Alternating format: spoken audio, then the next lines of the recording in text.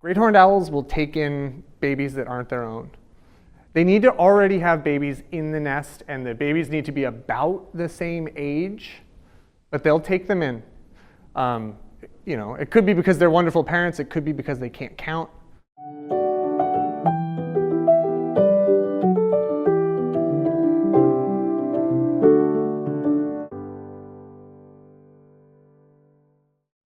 All right, so I recognize that I'm standing between you and the thing you really want to see, so I'm going to be real. I'm just the vessel with which to bring the owl out. I get it. It's my life. Just a couple of quick things real quick. So I did just want to talk briefly about the Trailside Museum. Right, we're down in Milton, right on Route 138, at the base of the Big Blue Hill, the namesake of our Commonwealth. We are open. The outdoor museum grounds are open 7 days a week, 9 to 4. The indoor part of the museum is open Tuesday through Sunday, 9 to 4. It's got a very, very small admission fee, and if you're a member, it's free. What we get to do there, we're not rehabilitators, we are not rescuers, we are just the last place where animals that used to live out in the wild, if they can't live out in the wild anymore and they need a place to go and we have space for them, we can take them and we can house them and we can give them a really nice, comfortable life. Part of the agreement for some of them is that they come out and do things like this, right? They act as animal ambassadors, right? They act on behalf of all creatures like them. So I often make the mistake of saying like, oh, when I talk about our peregrine falcon, oh, she can go 240 miles an hour. And someone's like, when does she do that? It's like, well, she doesn't do it, but they all do. Anyway, we just get to take care of all sorts of great animals there and get to bring them out to people and try to help people feel a little more connected to nature. All right, so I'm about to bring out my friend Evie. I do have to ask, we do have to stay relatively calm and quiet. I know this is a library, so that's not too big of an ask. When she comes out, so she is a very big, very powerful bird. Okay, she is very likely going to give a couple big flaps of her wings because she's excited to be here. Okay, and in doing so, she may fly herself right off of the glove. And when and if she does that, she doesn't always do it, I have no choice but to just let her dangle for a second so that I can get her appropriately placed and put her back on my hand. It doesn't always happen. I sometimes like to hype this up in case, just because it doesn't happen, but I say it because it looks bad. Like it just doesn't look great that she's hanging down from the end of this string on my hand, but it's a predictable thing and I know how to solve it. I'm highly trained to solve this problem, but it just doesn't look great. So all that being said, she's not going to do it and I'm going to take her out. And I'll kind of just give her a 30 seconds or so to get used to everybody and get used to the room, and then I'll talk about her. Hey, big girl. Yeah, hey. Oh, you're so excited to see everybody. Step up. Step up. They're fine. They're really nice. Atta girl.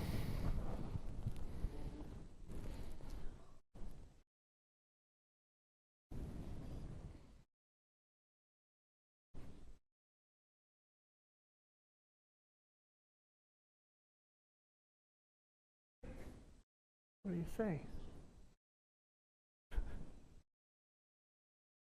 You didn't do it. Kind of too bad. It's a fun part of the show.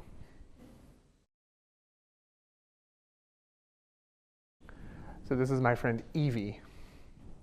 Evie is a great horned owl. Evie's like 17 years old, which is about at the early end of her natural life expectancy. In captivity, great horned owls can live a really, really long time. In the wild, they top out 17, 18. Okay, but we have another one at the museum who has been with us since 1999. right? So this is an extreme outlier, but the Bronx Zoo had a great horned owl who lived to be about 48 years old. That's there is nothing that comes close to that in record. But so she's been with us a good long while, and she'll stay with us. She was found as a baby, kind of just all on her own, abandoned, no nest nearby, nobody could really figure it out.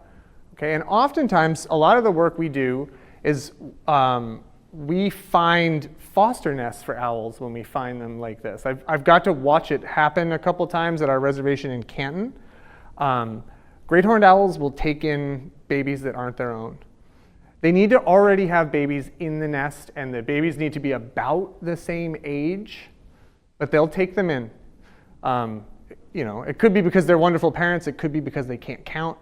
Right? They don't know the difference between 4 babies and 2, but they do it, right? And Norman Smith, the guy who rescues all the owls from Logan Airport, he's a storied ornithologist.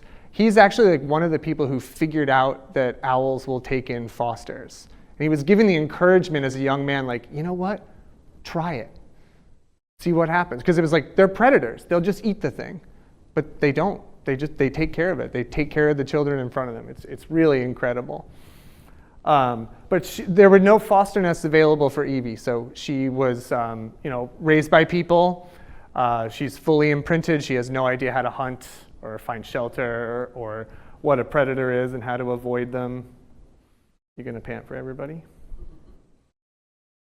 But Evie always makes me tell everybody this secret, which is panting is usually a sign that we're trained to look for as a stress sign, but Evie knows that I know that. She'll often do it right away, so I'll go, oh, you poor thing, we should put you back. So it's not going to work this time. And just like it hasn't worked the past 50 times. Okay. I thought, since really what we're talking about today, when we talk about pests or rodenticides and things like that, is we're talking about a real great threat to their food source. And so I thought, because it's late March, what I'd like to tell you a little bit about is their nesting habits. Because if they aren't hatched yet, they will be within the next week or two. All the great horned owls all around us out in the wilds, they start making their nests in January. And so by March, the babies are really starting to hatch. And it's really an incredible feat, right? Even the ones who don't take in fosters, it is an incredible feat of strength to raise a clutch of great horned owls, okay?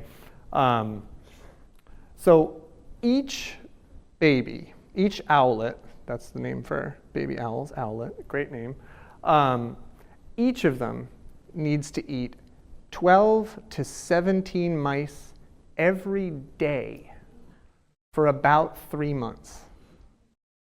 Clutch sizes are anywhere from 2 to 4. So the quick math on that, I did it earlier today, is that to raise a successful clutch of great horned owlets, they need anywhere from 2,000 to 4,000 mice in a 3-month period. So great horned owls out there, especially the parents out there right now, they're operating at near starvation level every second of every day for about 3 months, just for the sake of feeding their babies. An owl her size out in the wild, they really only need 3 or 4 mice a day. They don't need a ton of food. I was just talking about this earlier. We have a baby snowy owl at the museum that we raised from an egg. And it doubled in size every day for 4 months. Right, so that food is to fuel this tremendous growth, right? It feels exponential when you watch it happen, because when we raised the baby snowy owl, it was like if you blinked, it would get bigger. It just, every day we came in and saw it, was like, oh my God, how are you this big? But so they grow really fast so they can get out of the nest and take care of themselves as quick as they can. Yes, I know. She really doesn't like my right hand. She really, really doesn't like it at all. Just don't worry about it. It's fine. But yeah, it's hard to be a great horned owl out there, But they are, there are in an environment like this outside of your library, right? They are the absolute apex predators, and maybe they share that slot with a red-tailed hawk. But otherwise, they're in charge, right? They're about the same size as a red-tailed hawk. They are a little bit lighter. Owls in general are a little bit lighter than hawks, but their grip strength is tremendously much more powerful than a red-tailed hawk. So this is one of my favorite great horned owl facts. So her grip strength, okay, is about 1,000 pounds per square inch, okay, which is hard to visualize, all right? So what I always like to tell people is that like a well-stocked commercial refrigerator weighs about 1,000 pounds, okay? So the squirrel or rabbit or a mouse that's getting preyed upon by a great horned owl is getting crushed with the weight of a commercial refrigerator with these big, strong, sharp talons at the end of it. It's a pretty intense thing. But not Evie. Evie would never do that. No, she wouldn't. She wouldn't. Every now and then she does give me, like when she first gets on the glove, she reminds you how strong she is. And she really cranks down for a second. And every now and then she hits like a weak point in the glove. And there have been a handful of times where I just have to say like, get off and try again. Sometimes I can readjust her real quick and it works itself out. But sometimes I just have to say like, nope, we're gonna do this again because that hurts. That really hurts. Oh, speaking of which, you can see me supporting my arm here. Anybody want to take a guess at how much she weighs? 30? Yeah, 30 pounds. No. No, I like to pretend that I could hold 30 pounds like this for 20 minutes. She weighs about 4 pounds. Yeah. They barely weigh anything at all, except, when you hold 4 pounds out like this, it adds up pretty quickly. I was just talking, I went to Dollywood this summer and they have a bird of prey show there. They have a bald eagle preserve in the theme park. It's incredible. Bird handler to bird handler, I noticed that the bird handler was sitting down with the bald eagle on his hand on his knee. And I said, how heavy is that bird? And he said, he's about 12 pounds. And I was like, oh my God, I can't even imagine. Triple your weight? You gotta be kidding me. Yeah. Well, I only have a couple more minutes, but does anybody have any questions? Anything I can tell you about? Yeah?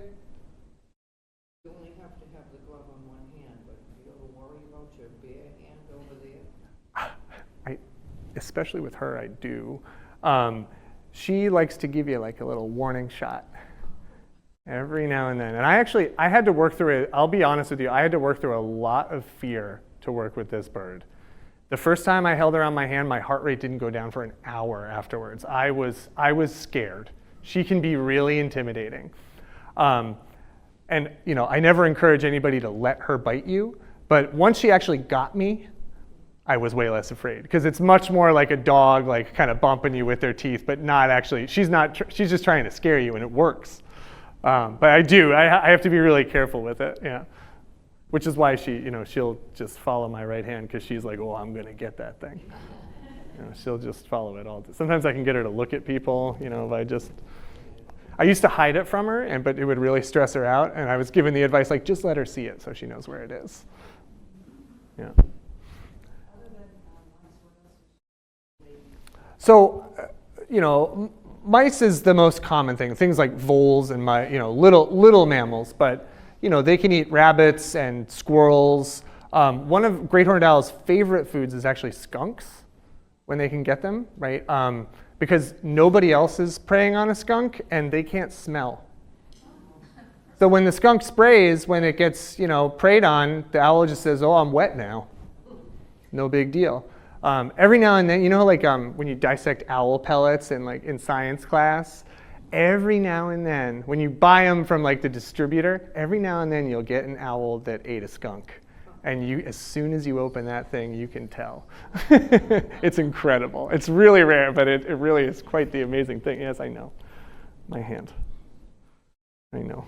Is she solitary? Are all solitary, or do they socialize with all? They're pretty solitary. Yeah, I mean during nesting season, they're all about they're really cooperative with each other and their mate. They're really caring towards their young. But once the young are out of the nest, they become competition. Right, and like I said, it's hard. Like 1,000 mice over a 3-month period, right? Anywhere from 12 to 60 mice a day, right? Like it's hard. So they're just taking care of what they got to take care of, right? And anybody who gets in the way is a problem.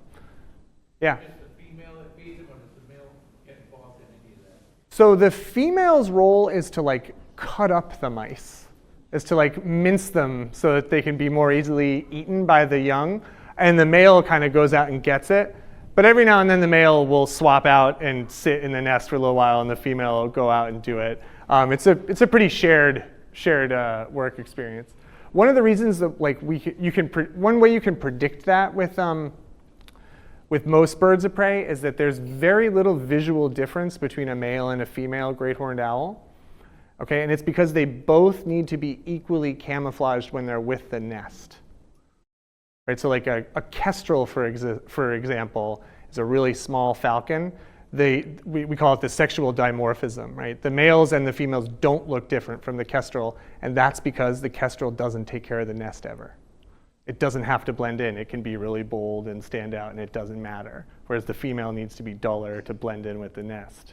But most birds of prey, there's very little way to tell the difference visually between a male and a female.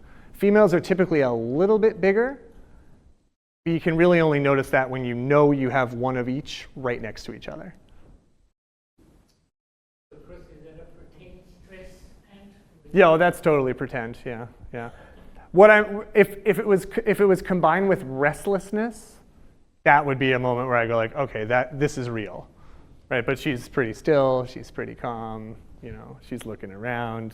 This is mostly just her, again, just trying to get me to say, oh, you poor thing. Does she make any noise? Does she speak at all? Or is that when she's in the trail side?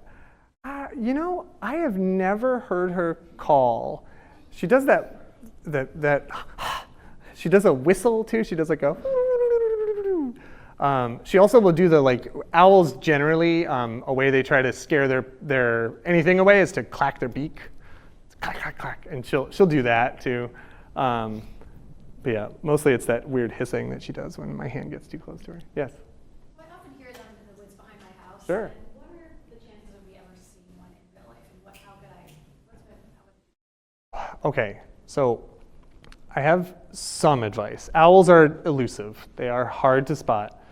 First of all, come to our reservation in Canton. They're there all the time. Once we find out where the nest is, once we figure it out, we can just go take you to go see an owl. It's gotten boring to like a certain extent. It's like, I'm gonna go check out the owls. I'm like, oh no, I saw them yesterday, But if just generally speaking, like out in the woods, a white pine grove is a great place to take a pause and just check, right? And just look up and look for pretty far up, right? Their safe space, any owl's safe space, is right next to the trunk of a tree, right? So, and they're excellent camouflagers. So even if they're there, they're going to be hard to spot. But one of the dead giveaways is particularly like big white pines. There'll be what we call whitewash all the way down the pine. It's just a fancy way of saying bird poop. And then when you really know that they're spending a lot of time there is when there's owl pellets around the base of the tree. And those are often really easy to spot. And the whitewash down the tree is like, if you ever see that when you're in a white pine while you're out in the woods, stop and just hang out for a couple minutes, see what you can see. The bummer is by the time you get there, they've already known you were there from when you were a half a mile away, right? Their hearing is so good that they can hear you coming. And they probably just got out of there because they can hear you coming. You're a large predatory mammal, sorry. Right? Like they get out of there. And great horned owls in general also just don't like being around people. Like they'll just get out of there. But when they're nesting, right, they can't go too far. So Yep. They have a big nest. They do. It's pretty big, but they don't build it themselves. No owls build their own nests. They all just recycle them, or they make do with whatever they can find. Great horned owls will typically nest in old red-tailed hawk nests or old Cooper's hawk nests. Sometimes they make really poor decisions and will use like an old squirrel nest, which is just not big enough for 3 or 4 of these things. One of the owls that we had to relocate at our Canton reservation is because the parents picked an old squirrel's nest that was about the size of one of them. And it collapsed, and we found the owls on the ground and had to build them a new platform. And but yeah, it's nothing like a bald eagle's nest is like the size of a Volkswagen Beetle, right? Like it's just gigantic. They take what they can get. I always like to talk about, when we talk about their nests, like there's the old thing like owls are really wise. Owls are not. They're not the smartest. There are lots of birds that are a lot smarter than owls. Okay, but the wisdom of owls is that they don't work any harder than they have to, right? They don't build their own nests. They can just find them. They're expert hunters. If there's a dead thing already around, they'll just eat that. You know, so when they're really good at recognizing like, oh, I'm working too hard right now. I don't need to do all this. Things could be easier. So that's the real wisdom of owls. Yeah. As a captive bird, does it ever get a chance to fly? Yeah, all of our bird enclosures, they're probably smaller than the public is comfortable with, but they are perfectly the right size because we don't want them to be able to get up to full speed. Right? Because if they can get up to full speed, they can really hurt themselves. Because they won't be able to, there's enough space to get up to full speed, but not enough space to stop. So she has an enclosure that she can fly back and forth from. When I walk in there, she flies all around and, tries to intimidate me. But I just tell her she's really cute, and it usually diffuses the situation. Yeah. But yeah, I mean, if we were to let her go, she wouldn't even know how to like eat her next meal, right? So like, she would just wait until one of us brought her a rat or whatever. But she doesn't even kill them. No. She has like you need to be taught how to hunt. They need to be taught how to hunt, right? And really, like the window for imprinting, like getting too comfortable with people, is pretty short. It's not as short as people think, right? Like if you move a great horned owl or like even bring it inside overnight to keep it safe while you go to look for a nest the next day, they're not going to imprint with that. But it really is a matter of days or weeks. And really, once they learn that food comes from people, even if they were released right then, they still wouldn't. It's locked in their brain, right? Like food comes from people. So that's how I get food. Right? Because again, when they're young, they grow so fast. They need to learn everything they can as quickly as they can, and it's just locked in there. Yeah. So they're already, they're dead when they go in. She has no idea. We do try to we give them some enrichment and we'll put them under a piece of newspaper or something. They have to work for it a little bit, just to keep their brains active. But this also is another thing that prolongs their life. Like coming out in public like this, this is great enrichment for them, right? A lot of new things to look at, a lot of things to investigate, a lot of things to think about. And it's definitely one of the reasons why they live as long as they do in captivity. Because even every one of us who handles her, we give her a good once over. If she's behaving strangely, we report it to who it needs to be reported to, and it really prolongs their life to do this specifically. How often does she eat at your place? She eats every day. I mean, once a day or what is it? Well, so what's interesting is, she can't turn on the part of her brain that would allow her to learn how to hunt. But there's a part of being nocturnal that she can't turn off, which is eating. She won't eat unless it's dark. All of our owls, you could put the food in there first thing in the morning. They will not touch it until it's dark.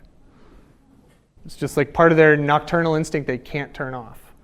Right? Our owls spend a lot of time awake during the day and asleep at night because they're on our schedule. They work with us. But that's one part of their instinct they can't turn off. They only eat when it's dark. So she's going to be excited to get home. Which I'm seeing the clock now, which I should probably start to move getting her home. And my arm is getting tired, so. Can you tell us about her ears? Well, are you talking about those things on top of her head? Right. You're not talking about her ears then. No, I have a feeling. No. They have a terrible name, those things. They're called ear tufts. They make you think they're ears. But no, they're actually just another level of camouflage. When they're like leaned up against a tree, it just looks like the bark is peeling. They can also sort of communicate with them. Right? Like I can tell how comfortable or not comfortable she is by the angle of them. If they were all the way up and tall, that'd be another thing where I would say, oh, she's really stressed out. But they're folded back right now. They're there. Her ears are basically about where yours and mine are, on the side of her head, behind her eyes, except one is a little higher and one is a little lower. I'm exaggerating when I do it that dramatically. Some owls, it really is like one ear points up and one ear points down, but hers are basically level, but they don't hunt by sight, they hunt by sound. Great horned owls use their sight to hunt more than other owls, and some owls use exclusively their hearing. Like a great gray owl can hear a mouse scurrying around under 2 feet of snow. It never sees it until it's in its talons. And the great gray owl can also do the math about the way that snow distorts sound. So it sounds like it's over here, but because it's in the snow, it's actually over here. And they can like do that calculus in their brain while they're flying to go get it. It's really, really incredible. They can build like entire mental maps just based on sound. It's really their hunting sense. Yeah. Also, just myth, real quick, they cannot turn their heads all the way around. Just gonna say that. It's not 360, it's 270. It's impressive, but cartoons have done us dirty in thinking we can do it the whole way around. But I really do gotta get her back in the box here. Yeah, I know. Much as the way she sometimes will burst out of that box, she's gonna just jump right into this box. It's another thing, it just doesn't look great, but she does it. How does she like the car ride? Oh, she doesn't mind it. She's got a good car seat. There you go, bud. Oh. She has knocked my glasses off only about 4 or 5 times. Never in public on a program like this. Well, thank you all so much. Make sure you come to the museum and hang out with us sometime. You can clap. It's okay. She can handle it. So good evening. My name is Stuart Ting-Chong. I live here in Norwell, and I use the pronouns he and him. I'm here today to share with you an overview of the harmful effects of rodenticides, the many alternatives, and how you can help protect wildlife in the community, such as the owl that we just saw. I got involved in this work as a member of Mass Audubon, as I'm a birder as well as a wildlife photographer, having photographed bald eagles in Massachusetts and Connecticut. I would also like to thank Charlie, who just left from Mass Audubon's Blue Hills Trailside Museum, for bringing one of their Ambassador Raptors to display. Many thanks too for all the amazing wildlife photographers like Megan Garahan and Chip Mulander for allowing me to use some of their photographs in this presentation. Tonight, I'm going to tell you about the grassroots program of Rescue Raptors, how it started, the harm caused by second-generation anticoagulant rodenticides, or as I'm going to refer to going forward, SGARs, the alternatives to SGARs, and Mass Audubon's role and where we are today with that initiative. Oops. So before I start, I want to talk about a past threat to bald eagles. Most of us have heard about Rachel Carson's book, Silent Spring. Anybody not heard of it? I would recommend that you get it out on from the library if they have it in stock. It's also on Audible. It was published in 1962, and it discusses the harmful effects of the pesticide DDT on wildlife, including bald eagles. So DDT made it more difficult for birds of prey to absorb calcium. And what happened then is that the shells of their eggs were very fragile and thin. And so the shells would actually break before the chicks hatched. So by the 1960s, the use of DDT, in addition to factors like habitat loss and hunting, had nearly eradicated the bald eagle population in Massachusetts and nationwide. A little ironic, since the bald eagle is the national symbol of the US. In 1967, bald eagles were added to the federal endangered species list. In 1972, the EPA issued a cancellation order for DDT. And after it was banned, bald eagles were reintroduced through efforts across North America. In 1982, Mass Audubon partnered with the Massachusetts Division of Fisheries and Wildlife for the successful initiation of bald eagle restoration that resulted in the current total of about 70 plus nesting bald eagles in the Commonwealth. In 2007, the bald eagle was finally removed from the federal endangered species list, which was regarded as a major conservation success. So it took 33 years and many dedicated hours for bald eagle populations to recover from DDT. And now, because of rodenticides, we find ourselves threatening these birds once again.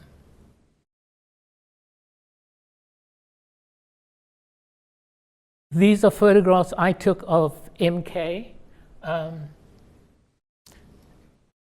So the story of the bald eagle named MK, she was hatched in 2016 in Waltham. She hunted and spent time around the Mystic River watershed and became a well-known and much-beloved symbol representing the national bird. Eventually, she mated with KZ, hatched in 2015 in Webster, and together they built a nest in Arlington's Mount Pleasant Cemetery. These beautiful and majestic bald eagles were treasured by the Arlington and wider community. But in February 2023, tragedy struck. The bald eagle in Arlington, Massachusetts has sparked conversation on legislation about rodent poison. A few days ago, some people started noticing that this female eagle was drooping her head. MK's death is prompting renewed calls on Beacon Hill to pass legislation. For nearly 2 years in Mount Pleasant Cemetery here in Arlington, Massachusetts, we were fortunate enough to have a mated pair of bald eagles named MK and KZ. They were the first pair of mated bald eagles to nest here in some 60 years since DDT had wiped the species out of the state and most of the country. In late February 2023, the matriarch MK was found on the ground, and she was picked up by wildlife rescuers and transported to the New England Wildlife Center, where she was found to be showing all the signs of anticoagulant poisoning. And on the second night of her admittance, she died of an internal hemorrhage. Every year, we treat dozens of animals that we can confirm are suffering from anticoagulant rodenticide toxicity. Animals from birds of prey like falco here, all the way down to mesocarnivores, coyotes, foxes, occasionally raccoons, have the potential to get sick from ingesting a mouse or a rat that is eating this poison. The way that these poisons are designed is slow release. So a rodent will eat the bait and then feel okay initially, and then go outside and continue on its life out in the wild. And then slowly by slowly, it will start succumbing to the effects of the poison. And this usually means they start bleeding. And that makes them more lethargic. And to a predator, such as a bird of prey, such as a great horned owl, it's an easy dinner for them.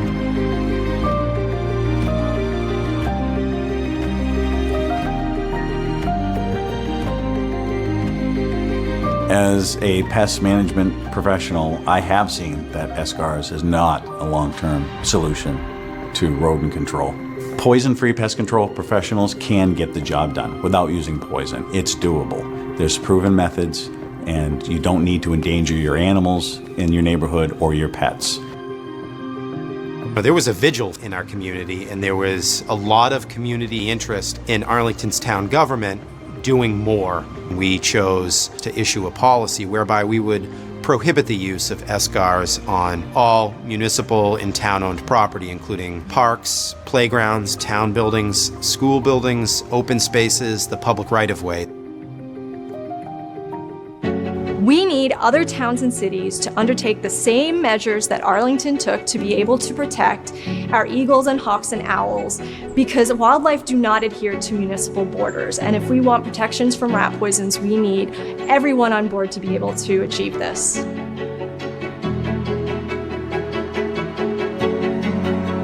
When we have so many other alternatives, why are we using these poisons? I learned that in California, they've already been banned statewide and in British Columbia. And I said, right, why can't we do that too?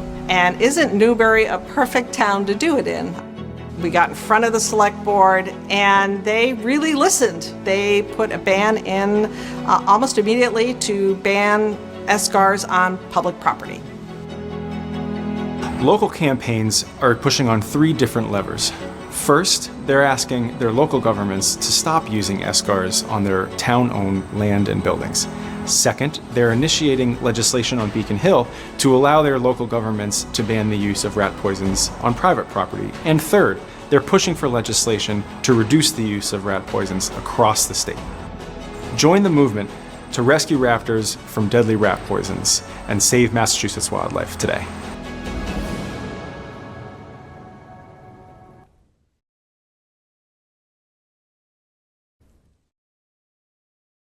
Some of you may recognize Zach Mertz from the Wildlife Center based in Weymouth.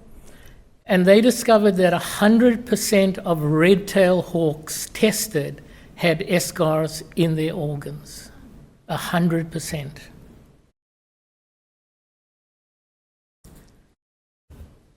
So rodents ingest bait laced with rodenticides, and these poisons, as described earlier, they don't break down. They actually build up in the body of the animal or bird, referred to as bioaccumulates. And if enough poison accumulates in the rodent's body, it'll cause blood to stop clotting and eventually causes the rodent to become sluggish, easy prey, or hemorrhage internally and externally, leading to death. Predators and scavengers eat these poisoned rodents, and they too become susceptible because they too begin building up the SCARs. And so the same cycle of potential death happens. And I've actually seen bald eagles eat roadkill. So it's not just bald eagles that are at risk. SCARs are devastating Massachusetts wildlife and ecosystems as a whole. Vets at the New England Wildlife Center report treating hundreds of raptors, foxes, coyotes for critical SCAR poisoning each year. SCAR use is common. According to the Massachusetts Development of Agricultural Resources pesticide program, 96% of rodenticides applied by pest control companies in 2022 were SCARs. That amount of rodenticides amounted to 536,000 pounds of rodenticides. A national study of 303 dead bald eagles through necropsies found that 82% of those birds died from rodenticides. And it's not just predators, but household pets too. The MSPCA Angel Veterinary Hospital reported treating dozens of dogs, cats, and other household pets for SCAR poisoning each year. SCAR's impact on the young who feed on that food that parents catch also get impacted, and so whole families can be wiped out, creating an even bigger problem because they're not able to reduce the rodents as they were meant to do, and so the rodent population begins to increase. And my thanks again to Megan for these amazing photographs of the foxes and their kits.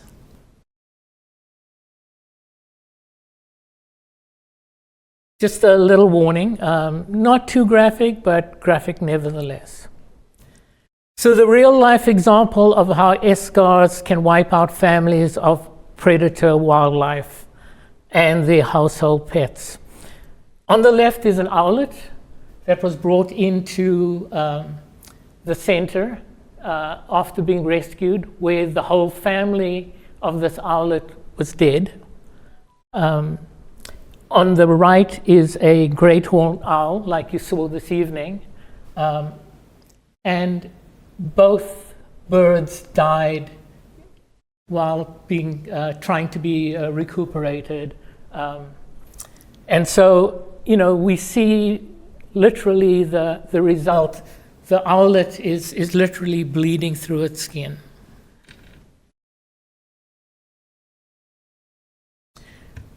So what are escarres? Activists fought to restrict the sale of escarres due to approximately 10,000 children a year being poisoned. And in 2008, there was a retail sales ban and a requirement for tamper-resistant bait boxes. That's one of the bait boxes you see there. But the loophole, unfortunately, is e-commerce. Online retailers are still selling escarres, and you can buy them online. After a very quick search, I found 4 businesses on Amazon that is still selling escarres. Also, while the boxes are supposed to be tamper-resistant, volunteers in nearly every town in Massachusetts have seen them broken open or unlatched. They are left out for years in the sun. The plastic becomes brittle. They are often placed near dumpsters, and the trash trucks will run over them, exposing the contents. You might hear some arguments of those who are in favor of using escarres, and they'll say, if we can't use these products, there's going to be a public health crisis. There is no empirical data to prove that a public health necessity is required for escarres. Also, there are many, many effective non-poison alternatives for rodent control. They may say, well, the poisons we use are safe. No rodenticide poisons are safe.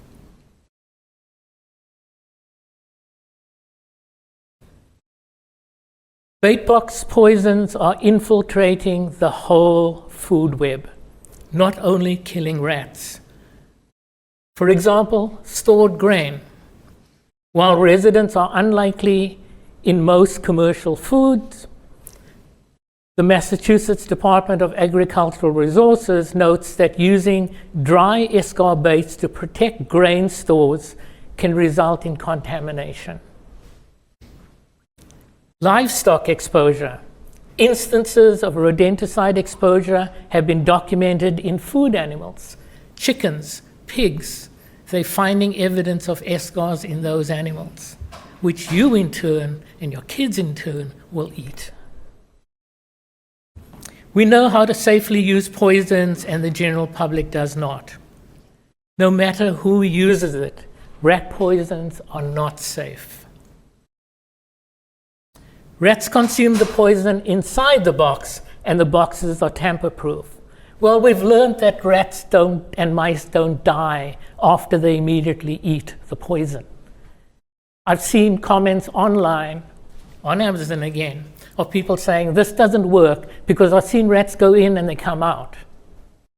They don't realize these rats are building up the poisons, so they may die somewhere else.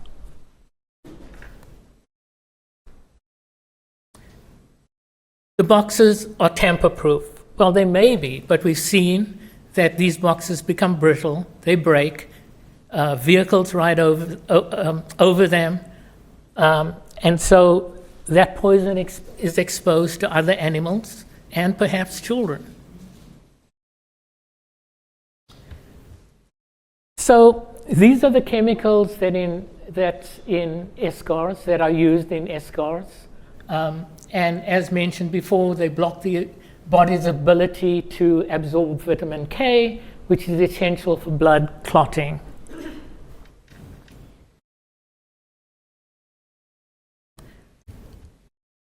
How to spot escars?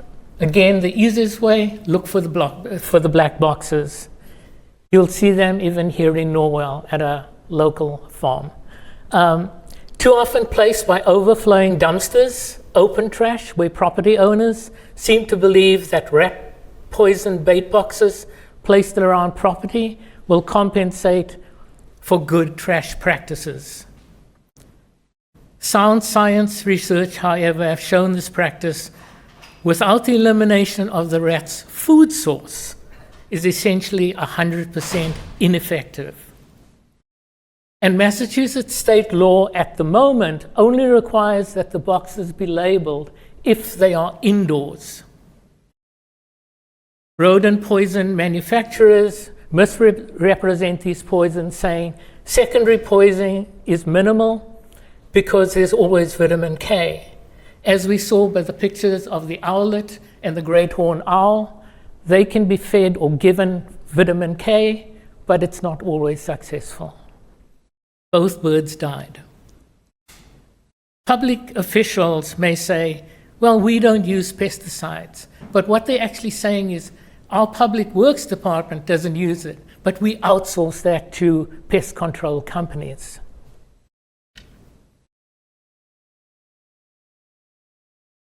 So what is the solution? Working from the top down on that inverted triangle, trust natural rodent predators, the main part of the solution. Because we've seen when we destroy the predators, we destroy nature's pest controls. So the only way to permanently keep rodents out of an indoor space is through a process called integrated pest management. A combination of strategies that modify the environment and make it less attractive for rodents. So the first thing is close rodent entrance routes. Seal any holes in roofs, basements, crawl spaces, and walls. You can use wire mesh extending partially into the ground to block off spaces under porches. Seal openings around cables, pipes, and wires where they could enter your indoor space. Monitor rodent activity. You can actually buy pellets or food that the rodents eat, and when their droppings then glow under a black light, so you can see where they're entering. You can try non-toxic rodent repellents like botanical repellents, mint, cayenne pepper. You can starve them. Never leave pet food out for prolonged periods. If you feed birds, limit how much bird seed is available. Use only small amounts of seed at a time. Some people will bring in feeders at night. You can use a seed catcher tray so that when the birds spill the seed, it doesn't fall to the ground, and then the rodents come and feed on that. Mass Audubon has a site under Nature Wildlife where you can use landscaping for birds, and that's what my wife and I are trying to do with our garden. We're planting more trees that produce berries so that the birds can feed on that. At bigger establishments, you can use a shop vac to clean up animal feed. You can harvest food in your gardens quickly, planting peppermint on the edges to prevent rodents from entering that area. Close your compost systems and keep trash cans secure. Oops. You can target the rodents. To get rid of remaining rodents quickly, there are non-poison methods to consider. Some of these are snap traps. To reduce the labor of checking these traps every day, you can use traps that hold multiple mice or rodents. I think up to 10 rats and 25 or 30 mice. Electronic traps kills rodents via electrocution. The same way these traps can hold multiple mice. Holly Hill Farm in Cohasset is a certified organic farm, and they have switched entirely now to electronic traps on their farm. You can have rodent contraceptives, which is a new compound that rodents ingest, and they reduce both male and female rodent fertility for up to 45 days, breaking the cycle of the breeding. These are considered non-toxic to other wildlife. However, further independent evaluations still need to be made on that. You can use CO and CO2, slightly more expensive sprayers, to immediately and painlessly kill rodents by filling their burrows with gas that suffocates them underground. You can go and use dry ice and place those in the burrows. However, you do need to seal up all the entrances. As a last resort, non-poison baits like decon can be used. However, for infestations only and for a short term, and it has to be carefully monitored. Decon uses corn gluten meal, Ratex, or that essentially stops the feeling of thirst, and so these rodents will actually not know that they're thirsty, and they will actually die from, their kidneys will fail, and they'll actually die from that. One of Mass Audubon's grassroots advocacy programs is Rescue Raptors, to reduce the use of rodent poisoning in towns and cities across Massachusetts. The background of this: in order to reduce the use of escars in your town or city, you will need to consider private and municipal property separately.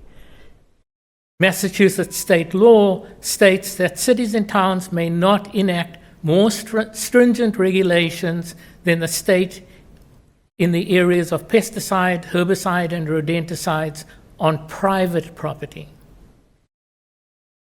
That's why we distinguish the difference between state and private and municipal property and private property. So the campaign strategy is to lobby municipal officials to reduce the use of escars on public land, lobby the town and city governments to implement an integrated pest management education program for landowners and property managers. Then finally, there's a home rule petition, and I'll go into that in the next slide, to city council and town meetings, which would allow the city to adopt an ordinance or bylaw to regulate escars on private property. In Massachusetts, a home rule petition is a formal request from a city or town to the state legislature for special authority not covered by the general laws, allowing municipalities to manage local issues like zoning and taxes, and specific regulations around rodenticides and rent control, especially asking for limited autonomy to tailor laws according to local needs. This does require legislative approval to become effective. So towns like Newbury, Newton, and Arlington home rule petitions to restrict escars use on private property in their municipalities. You can have an act relative to pesticides, ensuring schools, universities, childcare facilities, etc., make reasonable efforts to use proven safe pesticide products and to switch pesticides reporting systems. 18 towns in Massachusetts at the moment, I know of, have reduced the use of SCARs on municipal property. Those are Arlington, Belmont, Boston, Brookline, Cambridge, Concord, Ipswich, Lexington, Newbury, Newton, Plymouth, Provincetown, Somerville, Topsfield, Waltham, Watertown, Winchester, and Woburn. Boston, the city, has a rodent action plan that was released in June 2024, which has phased out SCARs on municipal property except in sewer baiting. A great quote from the Boston Rodent Action Plan: Boston property owners seem to believe that rat poison baits placed around property and area perimeters will compensate or substitute for good trash practices.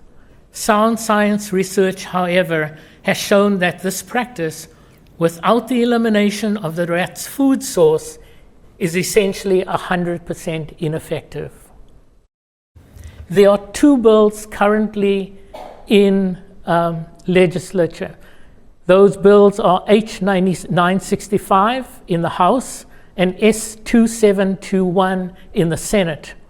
These were initially filed in January 2025 by State Rep. Hawkins and State Senator Moore, which would phase out the use of SCARs in Massachusetts.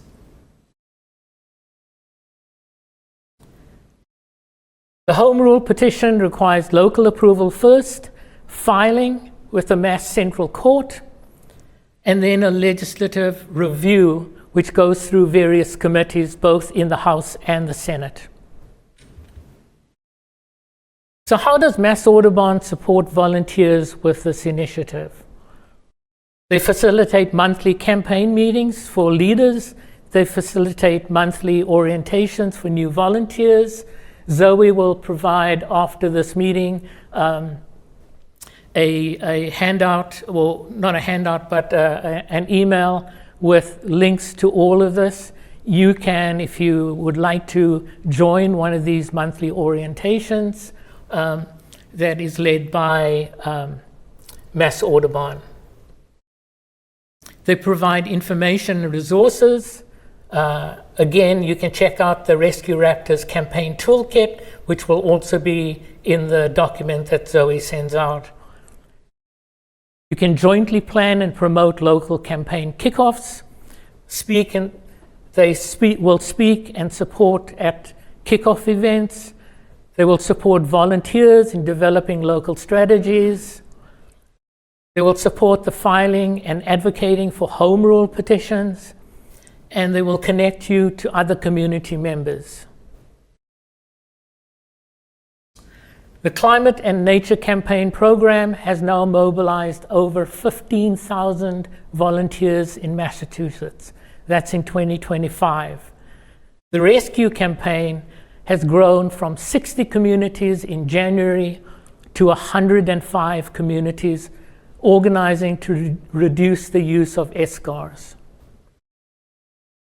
As a result of the work, 45 towns have reduced the use of anticoagulant rodenticides on municipal properties. 29 towns have pending home rule petitions.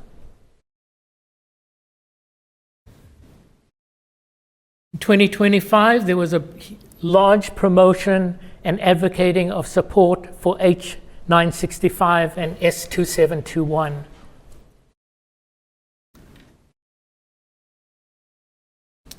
Our campaign's ultimate goal is to pass the act restricting the use of rodenticides in the environment. As we head into the legislative session ending in July 2026, our focus will be on actions that influence our state legislators. The wins in towns and cities have been key in getting their attention. In 2026, we will be making a special effort to pass as many home rule petitions for private property restrictions during spring town meetings. And in the new year, we'll be assisting advocates for organizing meetings for their state legislators and to request their municipal officials to support those efforts. Maybe we should stop and do question and answer because it's already past 7:30. Okay. I thought we had until 7:45. No, 7:30. Oh, okay. Let me just jump to 2026, and then we can have questions. So right now in 2026, the two bills, one in the House, one in the Senate, have support of 120 legislators. The Senate they voted to advance the bill to the State Committee on Ways and Means, and in March this month, we saw the House bill pass the Joint Committee on Environmental and Natural Resources, and it is now in the House Committee on Ways and Means. So these laws are progressing until the governor can actually sign off on them. So any questions so far? Just curious, because you live in Norwell, have you approached the select board here, and what's the movement here? Unfortunately, not a lot of interest. So, I'm not sure where their focus is within the town, but not a lot of interest from the Conservation Board.